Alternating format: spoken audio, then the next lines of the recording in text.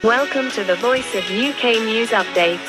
बाद नुमाइंदा दी voice of UK FBI के 12 आला अफसरान को ओहदों से हटाने का नोटिफिकेशन जारी कर दिया गया।